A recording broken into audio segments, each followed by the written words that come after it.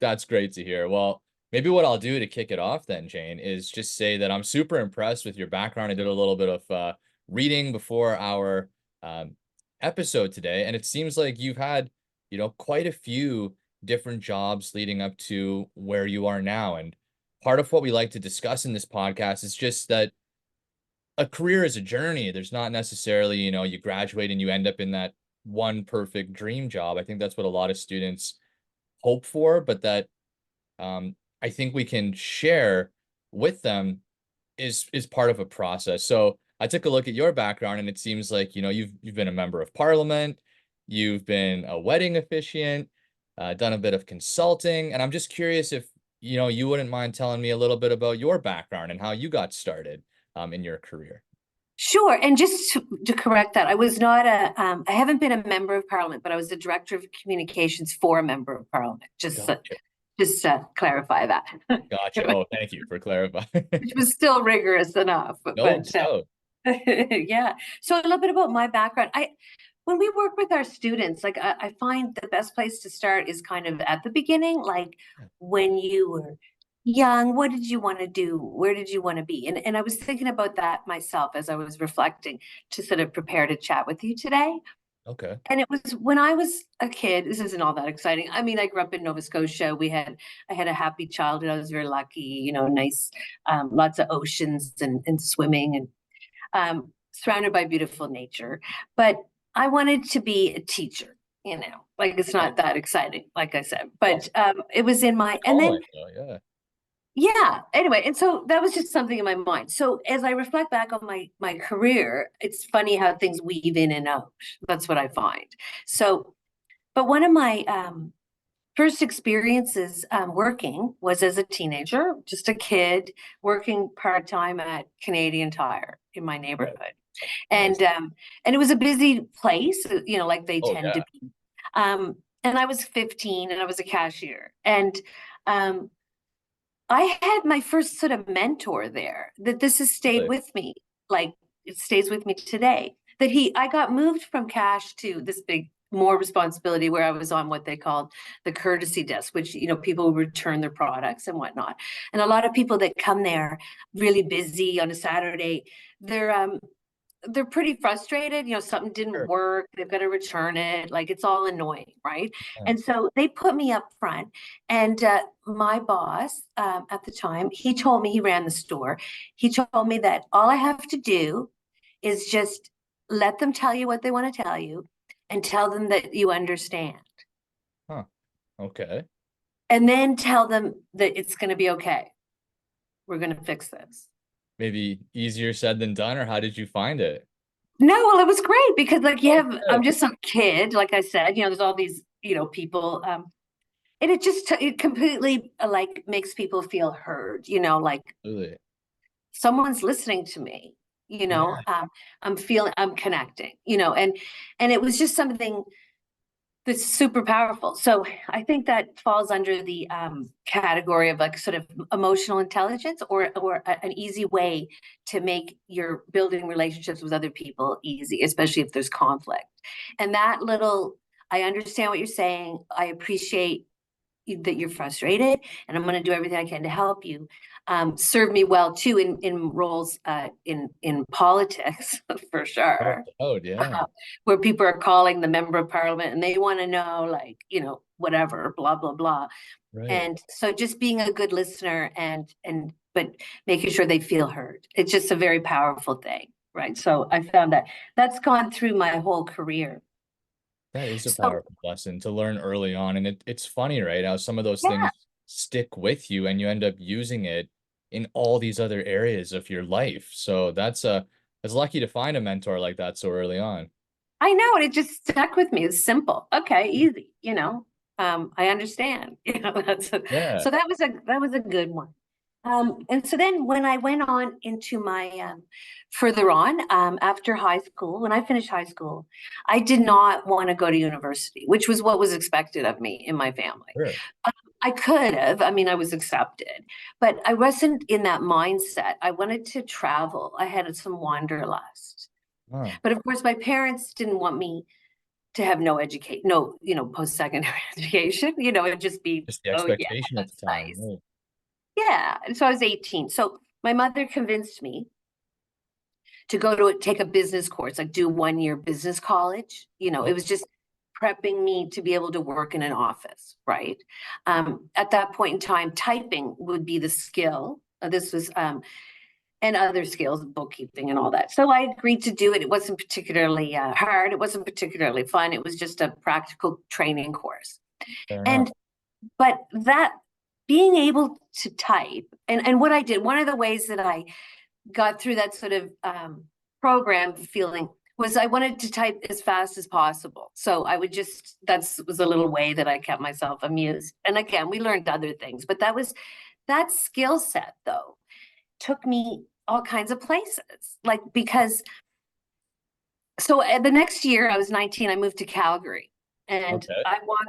I walked in and I got a job in Calgary. And because of that skill, and Uh, then but then anyway, I stayed there for a couple of years and I moved around. But then I guess what I wanted to say was the connectivity of some of this stuff, because I originally wanted to travel, and I did. I traveled to Calgary from Halifax, which isn't all that exotic, but oh, it was, halfway across the country there, yeah. yeah.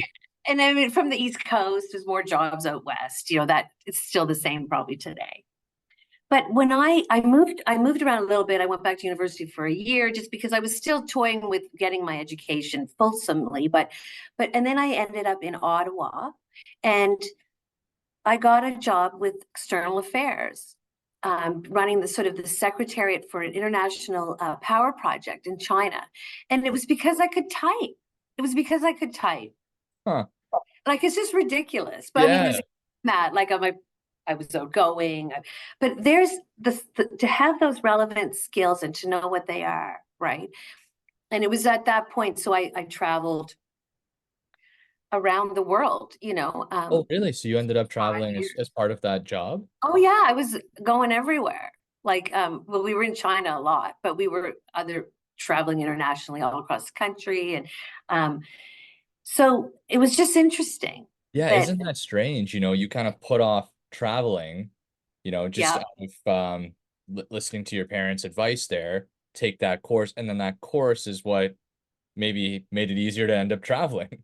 I know, and I got That's paid to do wild. it, like, Yeah. yeah, and it just kind of fell in, and so then, eventually, it was actually, there was some political stresses between China and Canada going on, and our project was kind of shut down for a little while, so I thought this would be a good time for me to go finish my education. I was definitely ready to go back to school, so I moved back here to Halifax, and that's where I started working in the university sector after I graduated. Okay. Um, and so I held several roles. Like, I kind of landed in fundraising at the university, which is really fun. Advancement, event planning, meeting people, Yeah. alumni, all that kind of stuff. And but then I felt like, again, back to the education stuff. I was in the education environment. I'm passionate about the importance of universities and colleges. But then I needed more, and I wanted to sink my teeth in a little deeper to the education. So I did my master's degree in adult education. So, but my undergrad degree before that, I just feel like it all connects, was political science. Because after I came back from China and all that, Ah, I thought, well, I'm mm, going to do a political science undergrad, which is what I did. But I ended up working at the university for a few years, and then I ended up doing my master's in adult education, and that took me into some things that were important to me, managing um, medical, and I was in a lot of medical education, manager of education for the Department of Medicine, and all this kind of stuff. So, and that went on. So I had about, like, over a decade of academic administrative roles and post-secondary, and I found it very fulfilling because I love students and I love education. But I right. started to have more of a need for social justice, sort of resonated with me a Oh, lot. huh. And I feel like part of it was early on, being young adult and seeing other countries and how everyone's situation is not quite as good as here in Canada. human rights, I and a open. lot of different things. Yeah. So that's when I sort of got over into I got to started hanging out with some political types. Well, it was the NDP, but the Nova Scotia, Okay. where that's their mantra, social justice. So Right. I had the opportunity to work in the Premier's office, looking at policy advisor for the Minister of Justice. And so through that, I got to really help people, address people's immediate needs. I don't know. It was very fulfilling, you Yeah. know. Well, And then, yes, I'm talking a lot. Do you want no, to? no, it's just so interesting to hear. I have so many questions that I'll ask at the end of Okay. your story here, but please continue. Yeah. Yeah. So as what happens if you work for a political in a premier's office or the federal, if you work in politics, if your people aren't elected, you lose your job too. Okay. So then I was back out without a job. So Right. like Yes. everybody else. Right. Um, so I have a lot of experience like through these different things, finding jobs, moving to new places, finding a job, and then being laid off by no fault of my own, but having to look for work. So I moved back over into the education side at a career college. Um, and I went to teach business office procedures, professional development, just at a local career college. Kind of going full circle to where I was when I Yeah. was 18, but now I'm teaching there Yeah. Some of the things practical you've skills. learned and actually applied. Yeah, yes. And then because of my academic administration background, um, I ended up being the principal of the college. They needed a Oh, wow. college principal. So then I'm running this college. Well, there's other people. It's a private college, like, but it's Yeah, me. but still, that's quite the jump. It is. Yeah. But with academic administration, it's transferable, Right. Yeah. And so I did that for a little while, and that was when I got sort of my little social justice hat and all that sort of came back on because I was offered a position with the member of parliament, of which I worked for, a federal government person, a federal member of, a member of parliament. And she was here in Nova Scotia, of course. And so I was her director of communications. And then when we went into the election, I was her campaign manager, which is crazy. That's a Yeah. crazy job. That must be, yeah, that's nonstop, right? For the campaign. It's Oh just, my gosh. Oh my gosh. Yeah.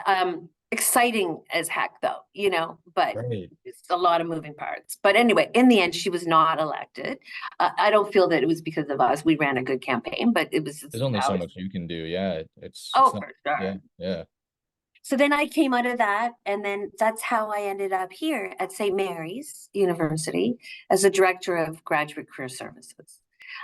Because I was back out again looking for a job, and I've been in this position for 2 years. And in this role, that's my prime. I have a team. We have a team. We have some career coaches and employer outreach people, events, and we look after all the masters of business students, their professional development. And so there's weekly workshops and then lots of one-on-one time, and we help them come through to landing a position, a job that's meaningful to them at graduation. But one of the cool things about them, which I love, they're amazing, is that they're almost all, or a big chunk of them, are international students from like 30 different countries. Right. So having traveled when I was younger, like in a working way, and then coming to meet these people, because I've always felt like a citizen of the world. I've always felt that way. Right. That's a cool term. It is. And then Yeah. they're here and they're amazing. It's like the United Nations is in the class every day, and they're all brilliant and they all have amazing experience coming, and they're all super well educated. And so what makes them fun to work with is and exciting. They're motivated for sure because they've really gone out of their way to do this. And they've Yeah. also they don't really necessarily know the landscape of the labor market in Nova Scotia or Canada, as a whole.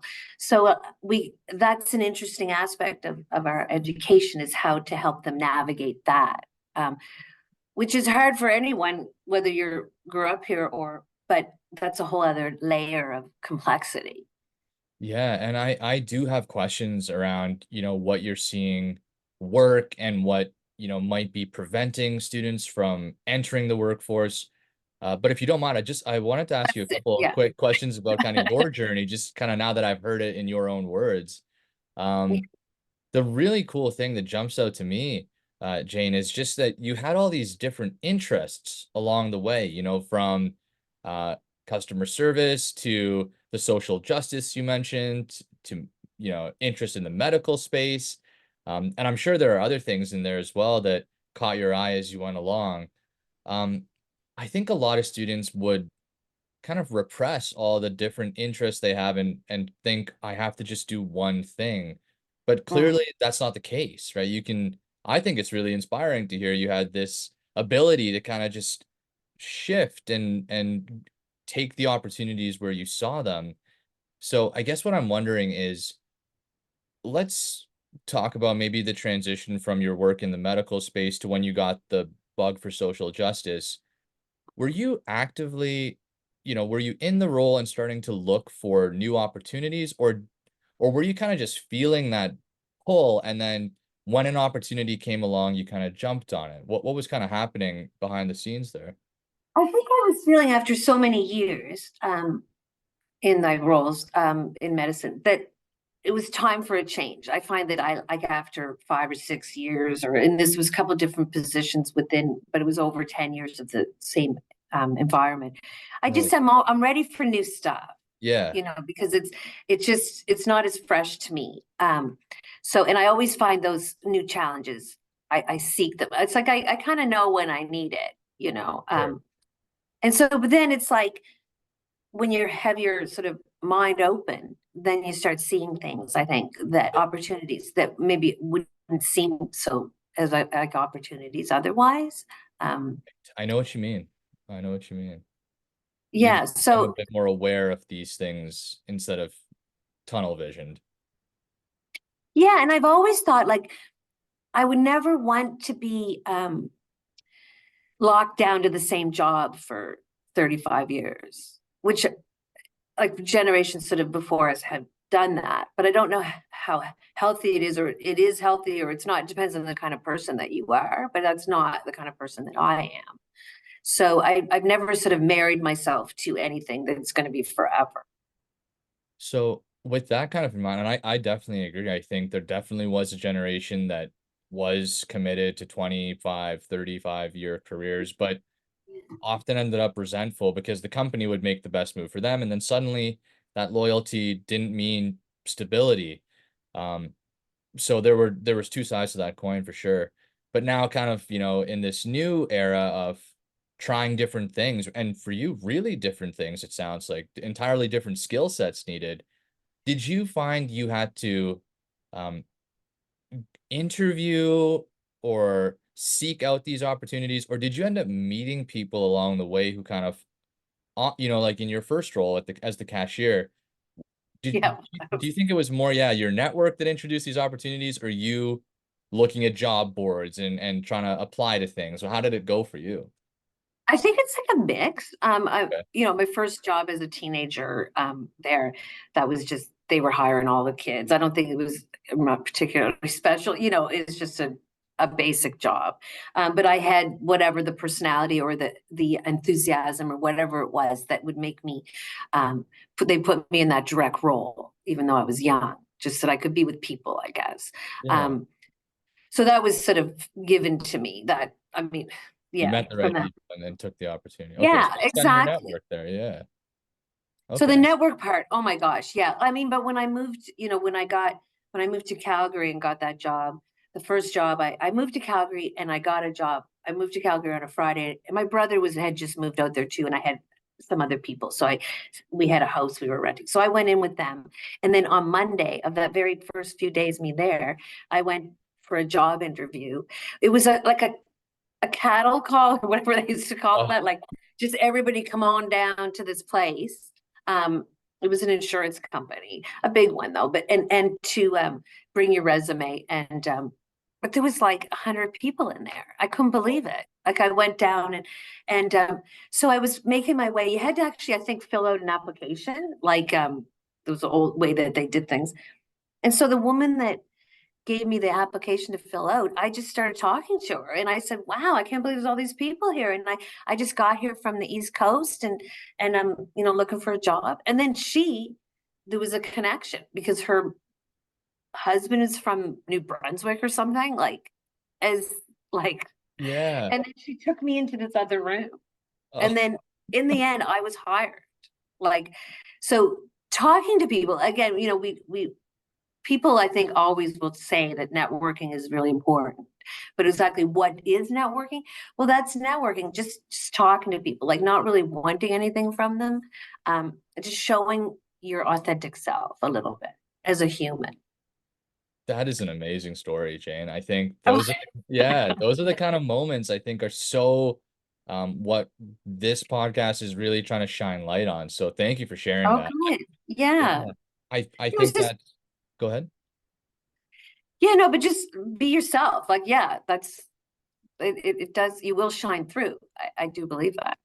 Yeah, and your point of what is networking is exactly what I was going to ask, because I think there's a lot of confusion around that Mhm. and nervousness around it, because I think most students imagine networking as the events, the show up to the mixer and the career fair, and I mean those are networking opportunities, Oh, but yeah. there's so many more than just the organized networking opportunities. And I've experienced that a few times myself, where just being myself ended up presenting an opportunity. So uh yeah, I know I what you mean. agree. Yeah. And so, yeah, that's why, like, so, like, those networking opportunities, like you're talking about, those events, those mixers, all that, I think they are important. But I think people, you need to be strategic about it. About, like, say, a career fair. And again, it all comes back to getting to reflect on yourself and know what you want. So if there's 200 booths, I mean, you're not going to have, you might get a pen from each booth or something, but you're not, there's no value there, and the people are exhausted too, because there's just a wash of people coming at them. Right. So it's just to hand pick like two or three or four and target them and have a moment to speak with them, follow up on LinkedIn with them, that's better bang for your buck for sure. And you can actually feel like you met someone. That's really helpful advice as well, because I don't know if that's the approach for a lot of students. From what I hear, they'll print 100 resumes and they'll try to get to, as many boots as they can with kind of a wide net, instead of, like you're saying, maybe picking the 2 to 4 companies that they're customers of or that they actually like. And that makes a lot of sense to spend your efforts there, because you actually know something about it or have a genuine interest in it. And be able to speak to it. I love to work at EY because blah blah blah, right? Like, but or Yeah. whatever it is.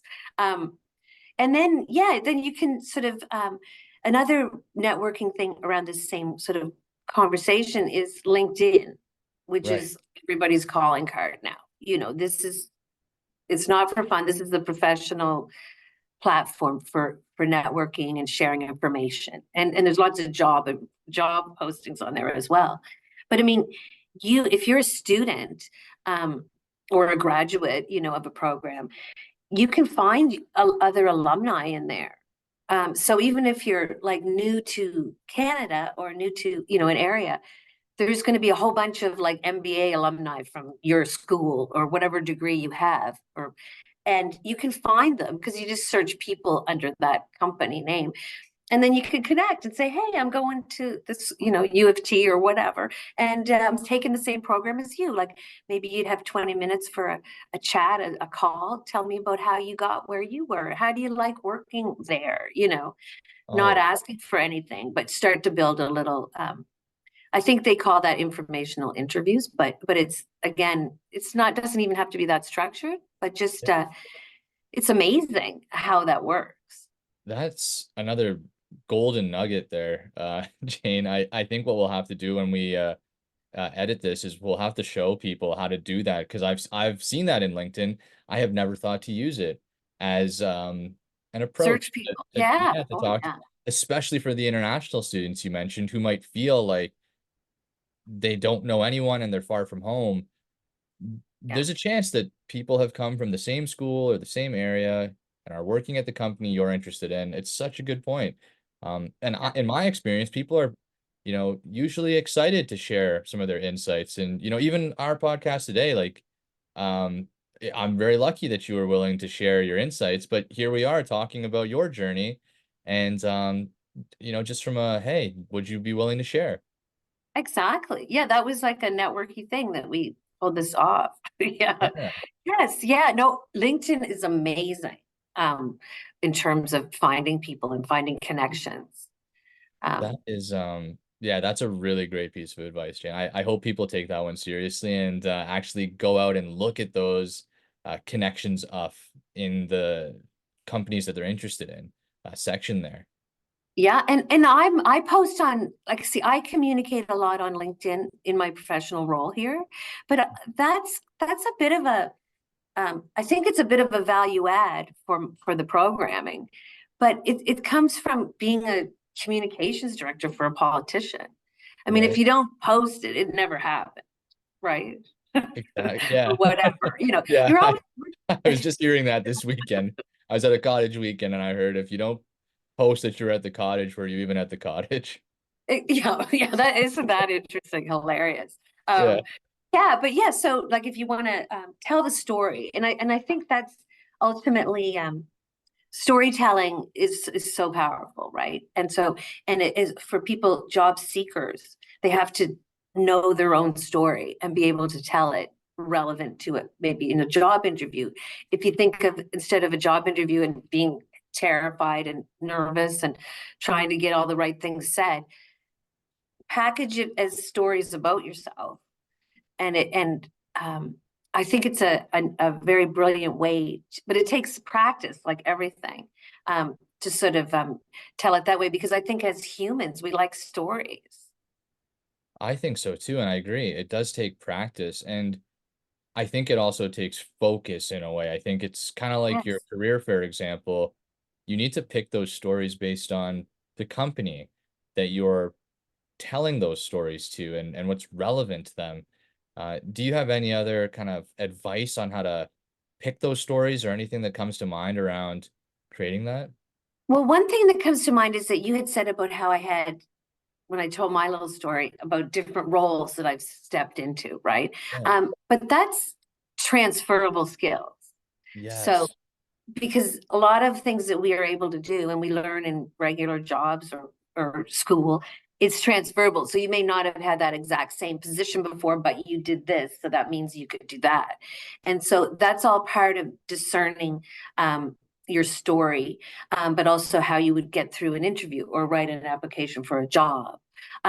There's a statistic, again, I'm not overly scientific about things, but a lot of women and a lot of international people will not apply for a job unless they meet every criteria for Oh, the qualification. yes. And that's a lot of people that aren't applying for things A because they, ton of really talented people. and there's a big disconnect between HR postings and the actual job as well. Like there's some old posting that there used to be like somebody with a, I don't know, like some kind of a degree. It doesn't matter. But I say, like, don't pay any attention to that and just go in and apply. Be qualified and know that you think you can do it. But you can learn so many things on the job too, as long as you can demonstrate your what you've been able to accomplish through. And to me, I think the easiest way is to tell the story of something you did that shows what your impact you can make. 100%. That's what came to mind to me when you kind of said, I did this, so I can do that. It's another Yeah. one of these things that I think students need to be reminded of because they might think, oh, I've never been a um, campaign manager. Oh, but you have done this, and a lot of the skills are the same. So if you tell that story, suddenly you're in pretty good alignment with what's needed. I think that's but you have to make that connection for the hiring manager because like you said, and I think this is such a valuable thing to acknowledge, Shane, these are just people and they're listening to people interview all day. So the easier you make it for them, wouldn't I would appreciate that. So I think it's a great point to remember these are other people and you need to tell that story in a way that just makes it make sense for them. Exactly. Yeah, exactly. And then employers tell us all the time when they come to speak with our students, um, it's the person. They want to hear from the human, right? Right. So your values or something about you needs to, like earlier today, I'm not, you're not hiring me, but I mean, but I mentioned that social justice was something that I cared about, right? Yeah. I'm sure most people do, really, but to just say it, gives makes me like more of a person or a human, Yeah, I feel like I'm getting to know you a bit and then I can ask questions about that specifically and suddenly, we're having a much more memorable conversation than I'm organized and I'm good at managing yeah, time. hardworking, and like Yeah, everybody is, yeah. like that's like, yeah, what's the differentiator, right? And Yeah, well, it's just you as a person. yeah, and, I know I don't have too much of your time here, Jane, so I was actually while we're talking about interviews, wondering, we're talking a lot about kind of the things to do. Do any things to avoid come to mind? Any red flags you've seen? Like, what are some of the things, maybe if you could kind of Mhm. a couple things that come to mind around what are things that students might be doing that don't get them the job or the second interview?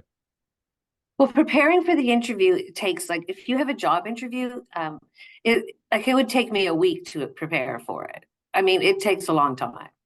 So you have to certainly know everything about the organization and not just that it's a bank or something, but also their values, right? Because you're going to be able, you have to weave that in. Why do you want, because the first question they're always going to ask you is, why are you a fit or why would you like to work here? And part of it is because of the place. You want to, the why is because you're awesome and so am I. Like that's why, right? Right. Um, so that research is really important and you have to, really believe it, right? Um, and then it's going through the position ad or the advertisement, the posting, and pull out what are those skills, what is read between the lines in Right. what is it? What are they looking for? I mean, there's technical skills that you have or you don't, but all the other things like collaboration, teamwork, leadership, solving problems. There's all this stuff that could be in there that is in there as part of that role. If you're not certain what the role is, you can go on LinkedIn and find someone that has that job and ask them. This Oh, is maybe. another part of the research, right? But go there ready with little stories, little vignettes that might cover a bunch of different questions. Because the behavioral style interview, which seems to be a very popular style, give me an example of a time where you solved a problem, say, Right. or had a difficult supervisor or something, Situation. so you Those have to have stories. it all lined up in advance. So because thinking on your feet in these kind of comprehensive interviews, where often there's like a panel interviewing you, so it's not just a conversation. So being ready, just being ready, know your story and know what you want to impart upon them. That's super helpful again. I think practical advice that students can use. And I kind of Yeah. like the time frame you've put on it as well, that you would prepare for about a week. I think that gives Yeah. students a sense of how much research can be done to feel confident and excited for Mhm. the interview. Once you do that kind of research, hopefully you're seeing things that make you go, yeah, I actually do want to do that or contribute towards that goal or move this forward. So I think that's super helpful there, Jane. And I had a Good. couple of questions if you have time. Sure. Yeah. Well, the kind of one of the last questions I have is kind of around, someone like yourself seems to have seen lots of opportunities along the way and taken advantage of them. Um, are there opportunities that you're starting to see for, emerging fields or things that you would recommend students kind of keep their eye on for future job opportunities? I mean, right now AI is a big thing, and data analytics. I mean, I'm working in a business school, so I'm just seeing a lot of that. Healthcare, if you want to be a doctor, we need them or whatever. So healthcare, there's always like, but just in sort of the business world, which is where I'm occupying now, those kind of technical skills, but still those I don't really know beyond that. I mean, the world's, I think we're in a position, I think things are evolving as we speak, but it's post-COVID has sort of changed things. Um, like work-life balance or, be people working remotely, or Right. hybrid workplaces. So the landscape is changing. The hours of work are changing. So it seems to me that it's more flexible for employees. And that makes total sense. And another question that kind of comes to mind now, hearing your thoughts around it are, you know how you mentioned that typing ended up being this really useful skill for you along the way in all these different areas. Do you have any predictions on what a useful transferable skill might end up being kind of for the next phase of job seekers? Well, I mean, anything tech, I mean, you have to be adaptable, right? I mean, I think that would be like the king of all skills is being adaptable and being ready for change, because I think that's what it's going to be about.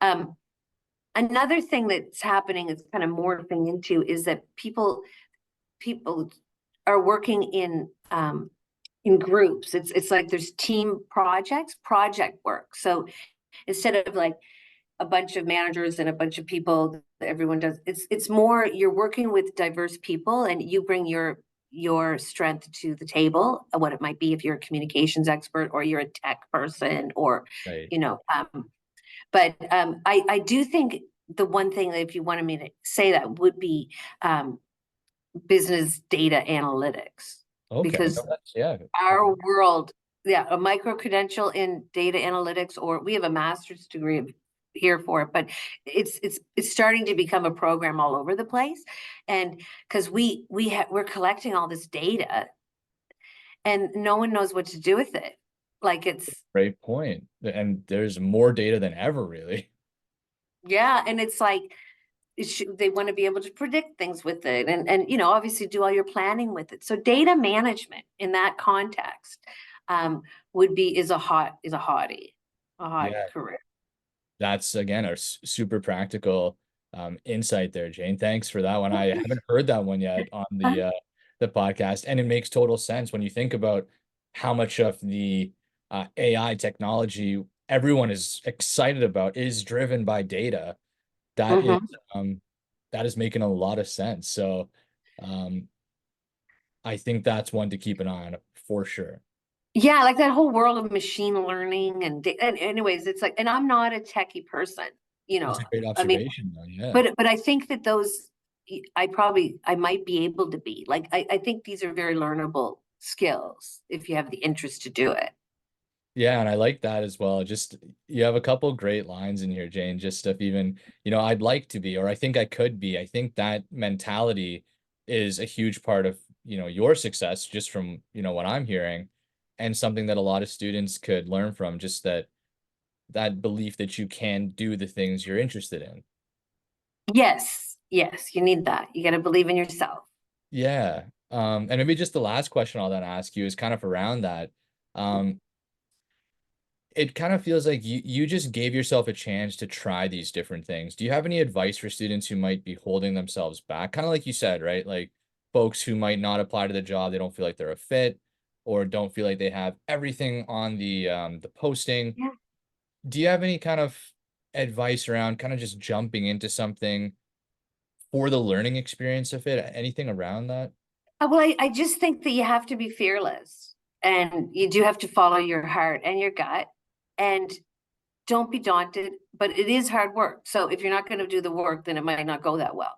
But just like pull off an interview it's a week's work for me, It's on my mind continually until it's over as well, because it's like the worst possible thing. Like interviews are horrible, but they're good and they get the job done.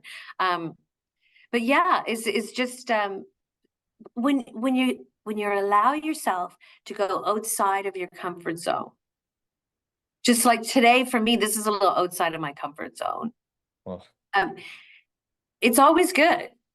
yeah, well, I mean, it couldn't have a better example than, you know, just again, you pushing yourself to do this. And we're really grateful you did. I think a lot of people are going to learn from the stories you shared today, Jane. So, Oh, good. yeah, thank you for the answers and your stories as well. It was the time flew by here. All right. Well, thanks so much. Thank you, Jane. I'll keep you posted on when it's ready. Okay, perfect. Thanks. Have a good one. You too.